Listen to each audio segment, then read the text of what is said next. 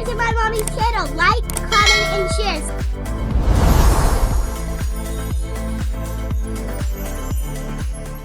Hey y'all, welcome back to Where is the Manual? It's your girl Kiki.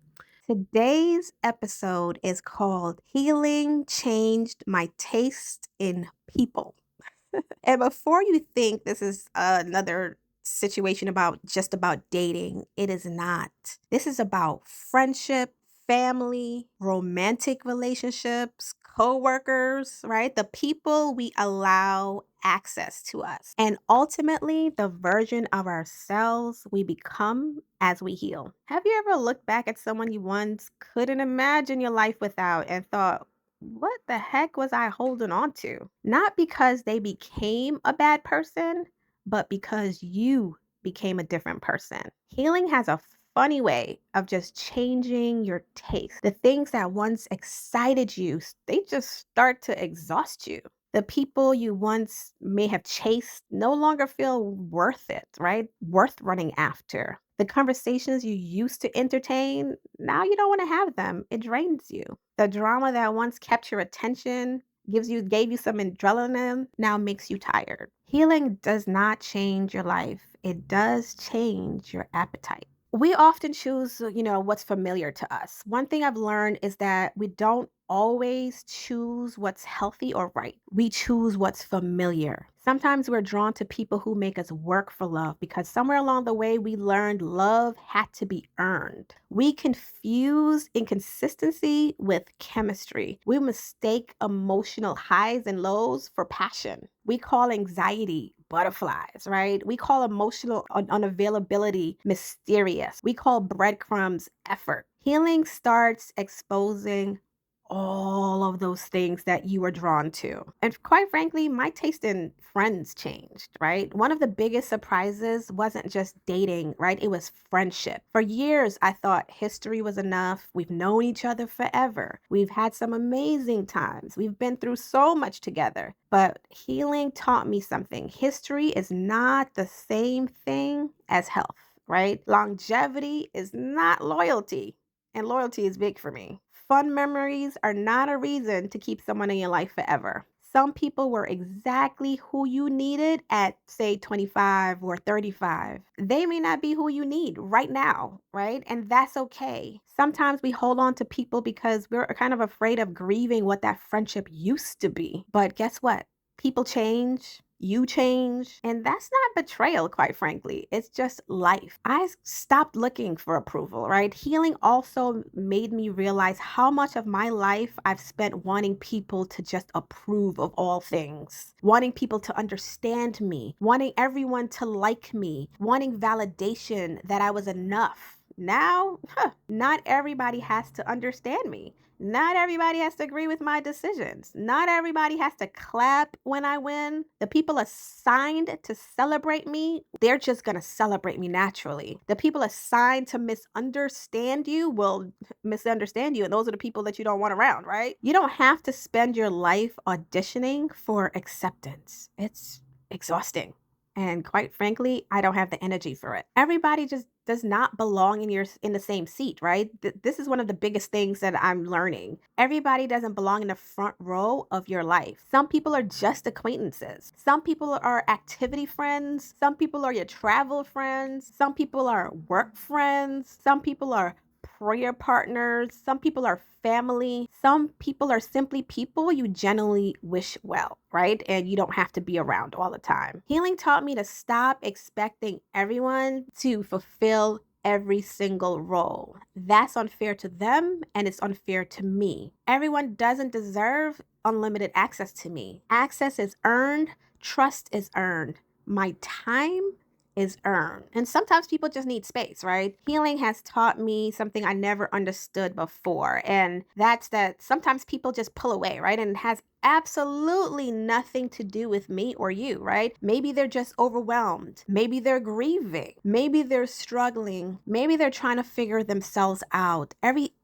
isn't a rejection. Everything isn't an abandonment. Everything isn't betrayal. Sometimes people simply need space. A mature love, whether it's friendship or family, allows people to breathe. right? It creates it without creating any of the stories, but it gives people space to be who they are. Stop taking every emotional thing personally, right? Everything doesn't require a response. And I want you to hear that again. Everything doesn't require a response. And I'm saying it again, especially for myself, because I can be very responsive to every little thing because I feel like I need to be heard. I feel I want to control the narrative, but it is not always about you. Sometimes people are just angry. Sometimes they're emotional. Sometimes they're disappointed in the thing that you did. Sometimes you didn't meet their expectations. Sometimes they're projecting. Sometimes they might be having a bad day, or they might be even throwing a tantrum, but you don't have to match that energy. You don't have to defend yourself. You don't have to prove your point. And you don't have to win every argument. Sometimes protecting your peace looks like saying, okay, and just moving on. Silence is often more powerful than the perfect comeback. And Lord knows that that's one thing I am struggling with because I always have the perfect comeback, but not realizing all of that energy is misplaced, misused, and draining. So the things that I'm saying it to myself as well. I don't want to have to teach adults how to be friends, right? And this one might sting, right? Because healing basically taught me I no longer have that type of energy to teach grown people how to be. I'm not explaining basic respect. I'm not reminding people to communicate. I'm not convincing someone to value me. I'm not begging for reciprocity. Healthy relationships don't require constant instruction. Of course, we all communicate differently, right? We all make mistakes. We all need grace. We all should have patience. But there is a difference between extending grace and carrying the entire relationship. I'm done carrying relationship by myself. Parenting changed everything for me.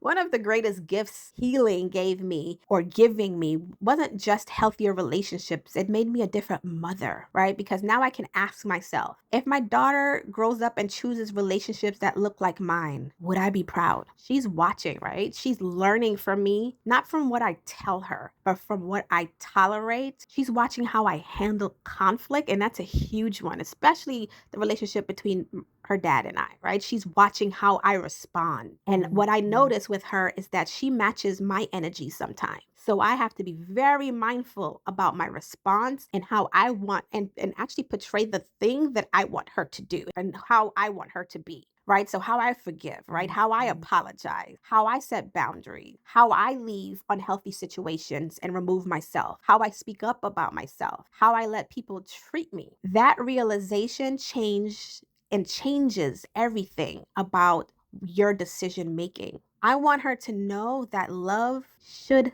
feel safe. Friendships should feel reciprocal. Respect should never have to be begged for. Peace should never feel boring, right? Protect your energy. Healing made me protective, not guarded, but protective. There's a difference. I still love deeply, I still care deeply, but I no longer give unlimited access to my energy because my energy belongs to my purpose. It belongs to my peace. It belongs to my daughter. It belongs to the people who are currently pouring back into me, right? The days of me just pouring are over. Not every invitation deserves a yes. Not every disagreement deserves my attention. Not every opinion deserves my explanation. Sometimes protecting your peace is the most loving thing you can do for yourself and for the people who truly matter. Healing didn't make me difficult, it made me more discerning. It didn't make me just the cold person that people may think. It made me intentional. It didn't make me lonely. It made me selective because I've learned that peace is expensive.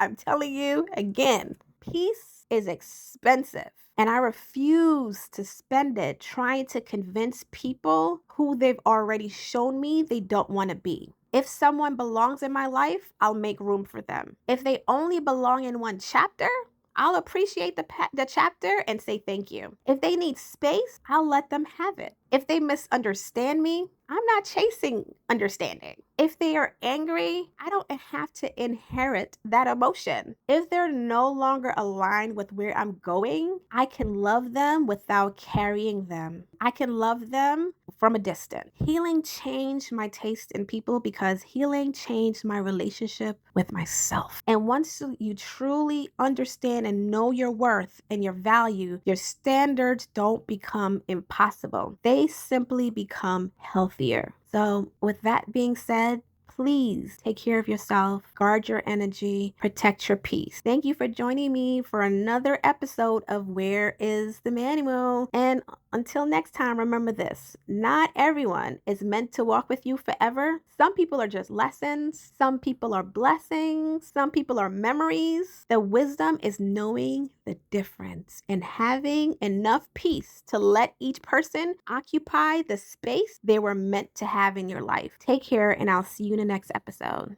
Subscribe to my mommy's channel. Like, comment, and share. See you on next time.